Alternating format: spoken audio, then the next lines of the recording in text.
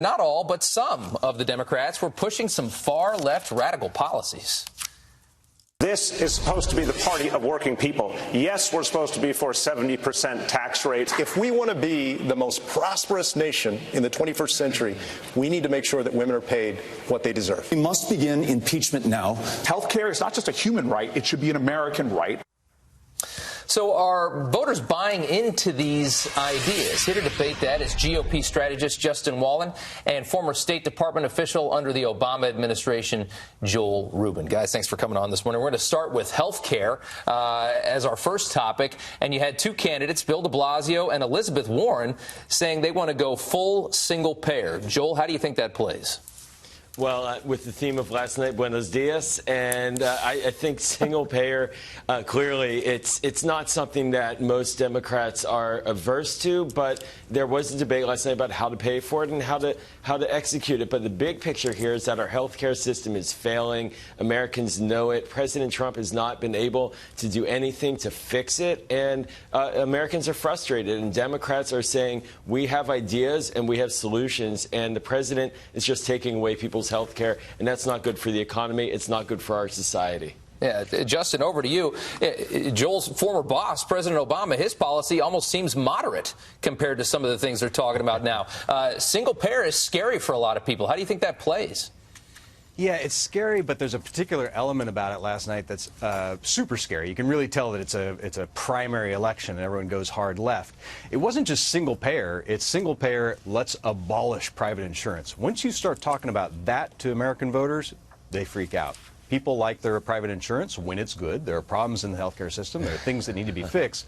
But abolishing private insurance, that's not a winner. Yeah, that's a dangerous game. And Elizabeth Warren has been spiking recently. For her to come out for that, it's a bold move. It could backfire. We don't know. Let's take a look at a poll here from Fox News asking people what they're looking for when they're deciding a primary candidate to vote for. And look at that. 72% of people want steady, reliable leadership over a bold new agenda. Joel, does that mean somebody like a Joe Biden has got a better shot here?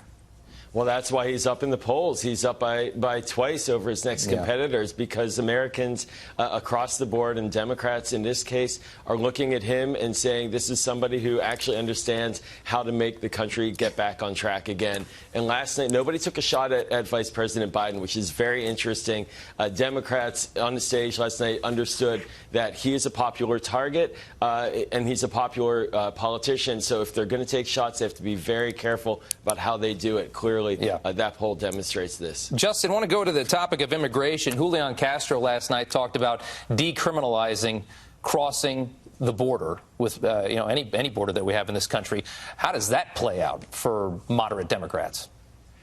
For moderate Democrats, I think that's a problem. I mean, Castro did a wonderful job about to distance himself from the pack. I think he got great airtime. So in that respect, given that he was not a leader in polling, is not a leader in polling, that was smart. On the other hand, what he was pushing, that idea, is not something that resonates well with Americans. Yes, there's empathy for immigrants. There's certainly support, plurality and majority support for dreamers to have some path to residency here in the United States. But that doesn't mean that Americans don't want security at the border. It's a complex topic, and decriminalizing something like that, I don't think that floats well with most Americans and even moderate Democrats. Yeah. Joel, your response? Yeah, well, I think this is a legitimate debate. Are people criminals because they cross the border looking for a safe life? No, they're not.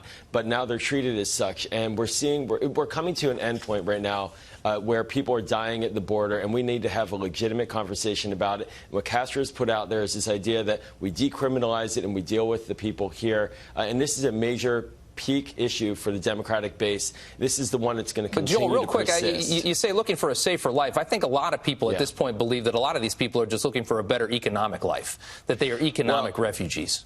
There's part to that, but these countries are in free fall. They are decaying, and there is major violence there. So children are not leaving just because of an economic life. They're leaving because people are getting shot at higher rates there than any other part of the world. It's worse than the war zones in many places where we're active right now in Afghanistan and elsewhere. So there is a serious security crisis south of here, and we need to grapple with it. And right now, we're just ignoring it, and that's why this is rising in the Democratic Party. Got to leave it there, guys. Thank you so much for coming on this morning.